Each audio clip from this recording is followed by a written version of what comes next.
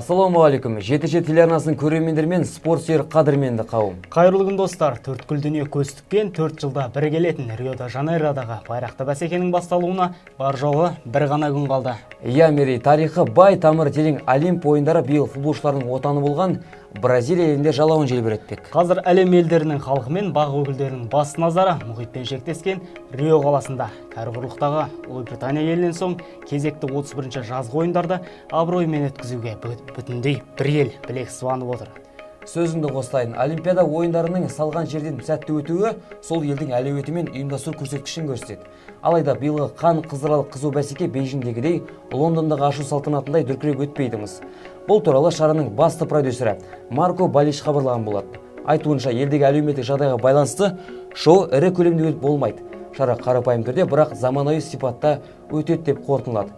Көрпеге қарай көсу деген осы болса керек. Мәселен, 2012 жылы Лондонда өткен Олимпиада ойындарына 42 миллион доллар жұмсалған екен. Риодағы Олимпиадаға осы қаражаттың тең жартысы келеді деп отыр екен.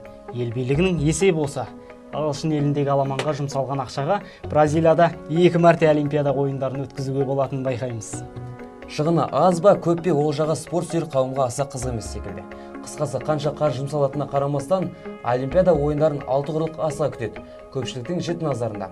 Мұнда келген әрбір елдің спортшысы жеңістен үмітті, жүлдеден дәмелі. Ашу салтанаты ертең сағат кешкі 17:30-да әйгілі Маракана стадионынан басталмақ. Ендеше Нұрлан түсірілім тобы дайындаған арнайы хабарымызды бастайық. Иә, көрермендерімізге алдағы 10 минутта қызықты да тұшымды ақпарат береміз деп ойлаймыз. Ендеше арнамыздан алыстамаңыздар.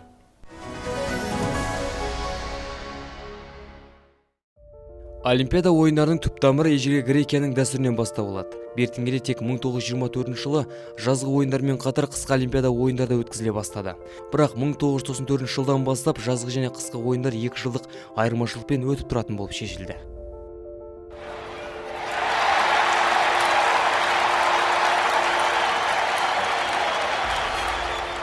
Өзімізге тоқталсақ, Қазақстан спортшыларының алғаш рет Олимпиадаға қатысуы 1960 жылы орын алды. Римде болған 4100 метрлік эстафетада қазақ жастары арасында тұңғыш күміс жүлдені иеленген Усман Қосанов болды. Ал тұңғыш чемпион атанған баскетболшы Әлжан Жармұхамедов болды. Ол 1978 жылы Мюнхенде өткен Олимпиадада КСРО баскетбол құрамында өнер көрсетіп чемпион атанды. 1980 жылы өткен 22-ші жазғы Олимпиада ойындарында грек-рим күресінен КСРО чемпионы Жақсылық Үшкемпіров Шәміл Серіков алтыннан алқа тақты.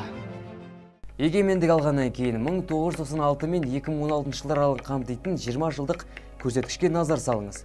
Қысқада нұсқа тізбектеп көрелік. 1996 жылдың ақш-тың Атланта қаласында өткен 26-шы Олимпиада ойындарына спортшыларымыз қатысып, 3 алтын, 4 күміс пен қоланы қанжығасына байлаған болатын. Солайша командалы есепте 196 елдің арасынан 24-ші орынға тұрақтады. Осылайша алпауыт елдер арасында жас мемлекетіміздің жетістігі жоғары бағаланған еді. Араға 4 жыл сала байрақты бәсеке Сиднейде жалғасты. Саңлақтарым жеңісті жолды қайта жалғап, 3 алтын алып, 4 күмісті олжалады. 2004 жылы Олимпиада ойындарының жалауы өзінің отанында желбіреді.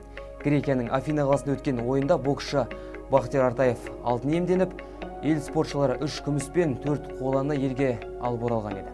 Жаттығуларын ширақтаған ұлттық құрама спортшылары 2008 жылы Қытай елінде сүбелі нәтиже көрсетті. Бейжіңде болған бәсекеде біздің батырлар 2 алтын, 4 күмісті, 7 қоланы қоржынымызға салған болатын. Соңғы Лондон Олимпиадасында жерлестеріміз жүлде көрсеткішін кемітпей, бұрын соңды болмаған нәтиже көрсетті. 7 алтын, 1 күміс, 5 қоланы алып, жалпы есепте 12-ші орынға тұрақтаған болатын.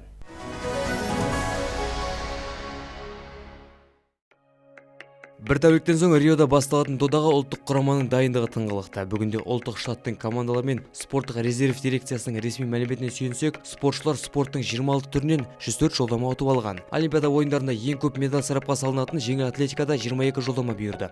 Байдарка мен каноэда есушілерден 15 спортшы бақ сынаса, күрестің барлық түрлерінен 18 лицензия қоржында. Ал былғары қолғап шеберлері толық құрамда өнер көрсетеді. Араларында 2 бұрымдық боксшымыз бар. Ауыр атлетикада 10 спортшы сайысқа түседі. Аталған 104 жолдаманың 5-еуі біздің өңір саңлақтарының еншісінде. Атап айтсақ, татамиде қарсыласын шығудан алдына шан салмайтын дзюдошы Елдос Сметов. Шаршаланға былғары қолғап шебері Олжас Сәттібаев. Президент қолынан ел құрамасының туын алған таеквондошы Руслан Жапаровтар аттанады. Ал жеңіл атлетикадан Михаил Красилов пен Светлана Галендовалар бар. Ал паралимпиадашы Зульфия Габидулина жүзуден барады. Ал сіздер олимпиадада жетістікке жеткен жамбылдықтарды білесіз бе? Әулеті өңірі еліміз бойынша Олимп шыңына жеткен спортшылар саны бойынша көш бастап тұр. Жақсылық Үшкемпіров, Серік Қонақбаев, Ислам Байрамуков, Ермахан Ибраимов, Болат Ниязымбетов, Болат Жұмаділев, Бақтияр Артаев және Ақжүрек Таңатар секілді саңлақтарымыз қазақ спорты тарихында аттары алтын әріппен жазылады. Ғали Жайлауов сынды жампозымыз да дәл осы Жамбылдан шыққан. Олимпиада жеткіншектерін даярлау орталығының Олимп шыңын бағындыру жолындағы атқарып жатқан тындырымды тірліктер көп. Өйткені аталған спортшылардың барлығы осы спорт мектебінің жетістігі.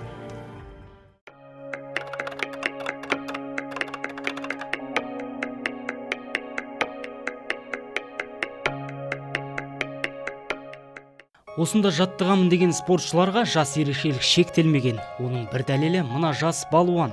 Өзінің жастығына қарамастан спортқа ынтасы зор. Айтуынша, арманы арқа сүйер ағаларындай әлемде үздік атану. Үміт бар енді, жетістікке жетем деген. Биылғы жылы Бразилия жеріне аттанған өңір өрендерінің 4-еуі де дәл осы ордадан түлеп ұшқан. Олар кетсе де, мұнда оқу жаттығулары қызу. Спортқа ықыласы барлардың алға қойған мақсаты, діттеген межесі бар. Спорттық мансабы 10 жылға тақаған Жеңіс Сайлаубай осында күні түні жаттығады. Толассыз еңбегінің нәтижесінде көріп үлгерді. Дзюдодан ел біріншілігінің чемпиондық титулымен қатар, Азияның қола жүлдесі де Жеңістің кезекті жеңісі. Болашақта осы ноябрь айында іріктеу болады. 2017 жылы Будапештте болатын әлем чемпионаты дзюдодан соған дайындалып отыр. 60 кг салмақта күресем. Сол мақсат 2020 олимпиадаға бару. Елдоспен бірге шыныққан Айболды дүйім жұрт жақсы біледі. Жақында ғана Елордада өткен қазақ барысында үштікке еніп, қоланы қанжығасына байлап қайтты. Әлемдік додаға аттанам деген жамбос Риоға кеткен спортшы бауырларына сәттілік жолдайды. Дзюдо күресінен Сметов Елдос бауырымыз бар.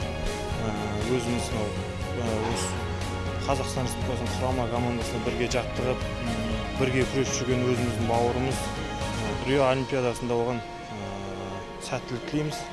Алтыннан алқа тағып, осы Қазақстанның намысын, Жамбыл облысының намысын қорғап, үлкен жетістіктер тілеймін. 2003 жылы құрылған мекемеде спорттың 8 түрі қамтылған. Басым көпшілігі жазғы спорт түрлері. Мұнда спортшыларға кәсіби түрде бағыттар беретін халықаралық дәрежедегі 4 бапкердің қызметі айтарлықтай. Заманауи тренажерлық зал, бассейн, жатын орындары, арнайы режимдегі асхана. Мұның бәрі де осы ордаға тән. Барлық ата-ана өз баласын спортқа беруге тырысады. Соның ішінде 10 бала келсе, сол 10 баланың 2-еуі табиғи спортсмен. Оның ішінде айта кетсек, мысалы, Жақып Дәулет кеше Қазақстан барысына қатысқан. Бізде аға жаттықтырушылардың ішінде Қазақстанға еңбегі сіңген 4 жаттықтырушы бар, аға жаттықтырушы. Ол дәл осы Елдос Сметовтың жаттықтырушы Жылгелдиев Ғалымжан. Ол еркін күрестен Назымбеков Ғани.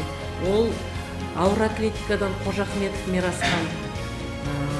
Ол жаңағы Артаевтың тренері Ақырбеков Нұрлан ағай, аға жаттықтырушылар.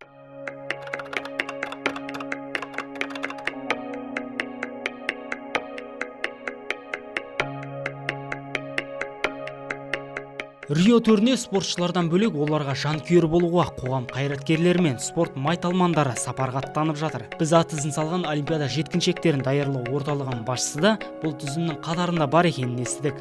Жай бара салған жоқ, өзінің мектебінде күнде шынығып жүрген спортшыларға қолдау көрсету. Ал біздің түсірілім тобымыз ұзақ жолға шыққалы отырған мекеме басшысын сөзге тартты.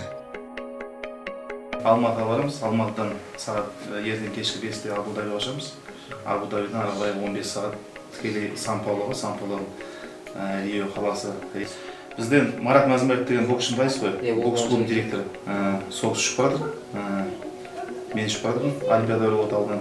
Біздің орталықтан осы Олимпиада ойындарына біздің 4 спортшымыз қатысып жатыр. құдай қаласа ол туы ұстап отқан кеше елбасының қолынан туып алған кеше руслан жапаров деген таэквондошы